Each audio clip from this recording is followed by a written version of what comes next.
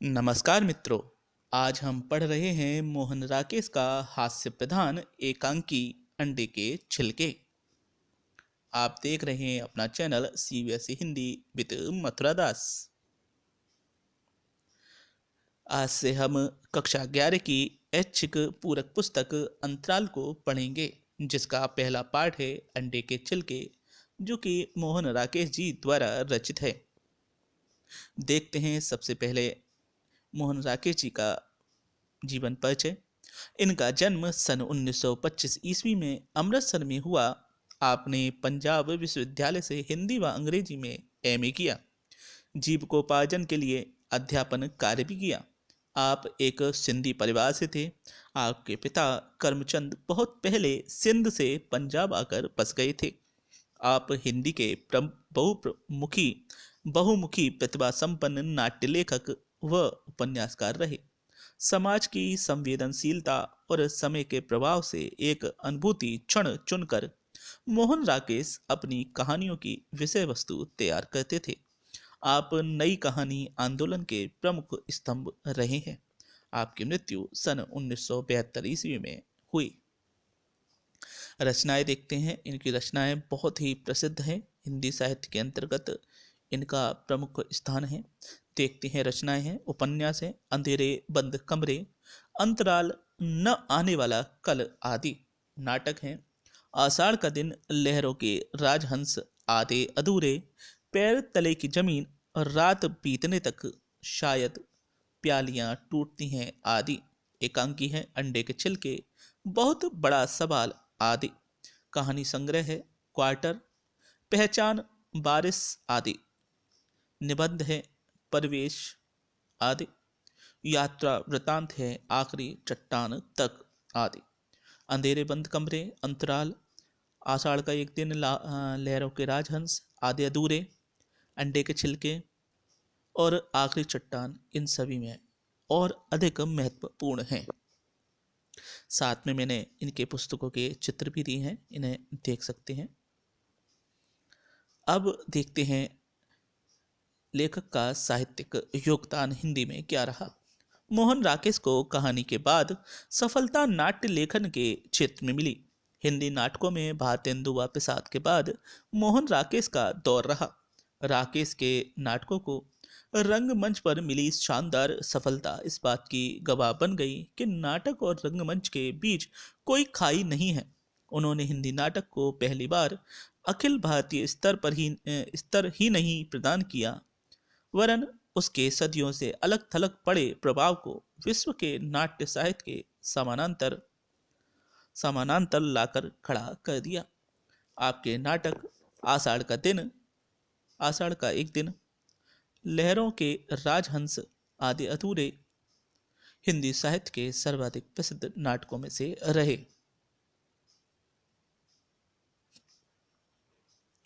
अब देखते हैं पाठ का सारांश अंडे के छिलके।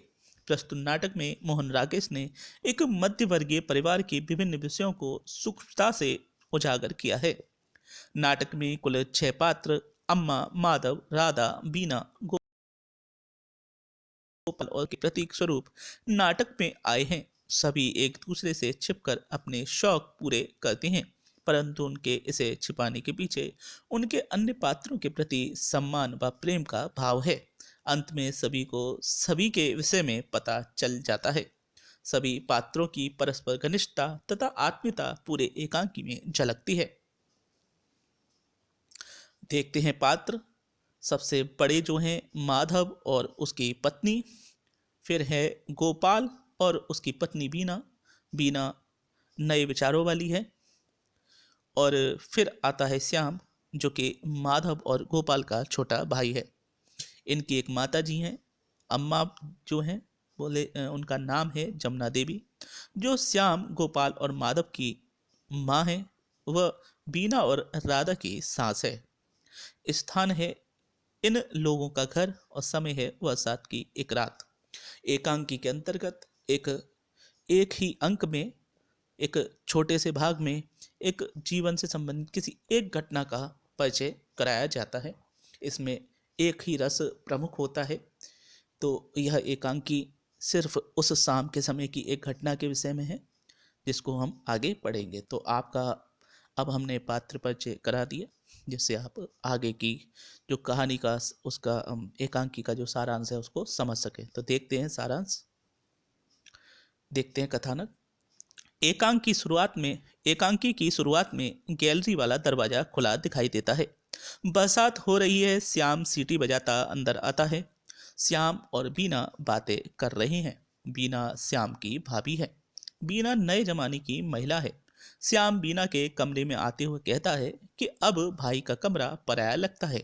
पहले सभी वस्तुएं चारपाई पर ही पड़ी मिल जाती थीं, अब तो नक्शा ही बदल गया है। बीना श्याम से चाय पीने की बात कहती है। श्याम चाय के साथ कुछ खाने के लिए पूछता है। बीना अंडे का हलवा बनाने के लिए श्याम से अंडे लाने को कहती है। श्याम अम्मा के डर से मना कर देता है। अम्मा कठोर व रूढ़िवादी प्रवृत्ति की महिला है। अंडे, शराब, सिगरेट आदि अपने घर में भी नहीं आने देती। नित्य पूजा पाठ ही उनकी दिनचर्या है। अतः उनके सभी पुत्र भी उनका अनुसरण करते हैं। सभी उनकी बातों को मानते हैं, परंतु फिर भी छुपकर अपने अपने शौक पूरा करते हैं। मीना श्याम को बताती है कि यहाँ तो रोज अंडे का नाश्ता ही होता है। वैसे श्याम भी सभी से छिपकर अंडे खा लिया करता था। बीना श्याम के अंडे खाने वाली बात उसे बताते हुए कहती है कि कुछ खाना है तो छिपाने की क्या जरूरत है। श्याम यह बात सुनकर अंडे लेने चला जाता है। बीना चाय के लिए पानी लाने राधा के कमरे में जाती है। यहाँ बीना को राधा के बिस्तर पर चंद्रकांता उपन्यास की किताब मिल जाती है। पूछने पर राधा बीना को बताती है कि ऐसी किताब माँ जी के सामने नहीं पढ़ सकती, इसलिए छुपाकर पढ़नी पड़ती है। बीना अपने कमरे में जाकर चाय बनाती है। उसी समय गोपाल का आना होता है। चाय बनती देखकर वह प्रसन्न हो जाता है। बीना बताती है कि चाय ही है। बातों बातों में गोपाल भी बताता है कि सिगरेट पीने वाली बात राधा भाभी को पता है, लेकिन उन्होंने किसी को भी अभी तक नहीं बताया। श्याम तभी अंडे लेकर लौटता है। उसकी पोल सबके सामने खुल जाती है। बीना सबके लिए अंडे का हलवा बनाती है। इतने में ही अम्मा की आवाज सुनाई देती है। सब डर कर चीजें छुपाने लगते हैं। अम्मा अंदर आती है और स्टोव पर क्या रखा है देखना चाहती हैं। सभी बहाना बनाकर अम्मा को उनके कमरे तक छोड़ आते हैं। बाद में सभी मिलजुल कर हलवा खाते हैं तथा छिलके छुपाने का उपाय करते हैं। तभी बड़ा भाई माधव आ जाता है। माधव को सब पता चल जाता है। गोपाल उनसे यह बात अम्मा को न बताने का आग्रह करता है। माधव बताता है कि अम्मा को सभी बातें पता है, अब अंडे के छिलके छुपाने की कोई जरूरत नहीं। तो यह था पाठ अंडे के छिलके। अब देखते हैं इस पाठ का उद्देश्य क्या है। परिवार को किस तरह एकजुट रखना चाहिए, यह पाठ से पता चलता है। धूम्रपान जैसी बीमारियों के प्रति जागरूक किया गया है। परंपरा और आधुनिकता के द्वंद्व, इसमें वह रह गया है, द्वंद्व को उजागर किया गया है। समाज के दिखावे की संस्कृति व समाज की विकृति को प्रस्तुत करना पाठ का उद्देश्य है। नई व पुरानी पीढ़ी के बीच किस प्रकार सामंजस्य स्थापित करना चाहिए पाठ बताता है। छात्र छात्राओं को संदेश देना कि वे अपने जीवन में बनावटीपन को नहीं बल्कि यथार्थ को महत्व दें। तो यह था पाठ अंडे के छिलके। ऐसे ही देखते रहिए अपना channel CBSE Hindi with Mathura दास।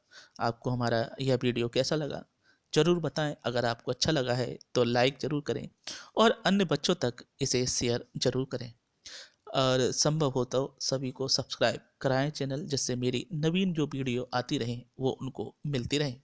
तो फिर मिलते हैं अगले पाठ के साथ, तब तक के लिए नमस्कार।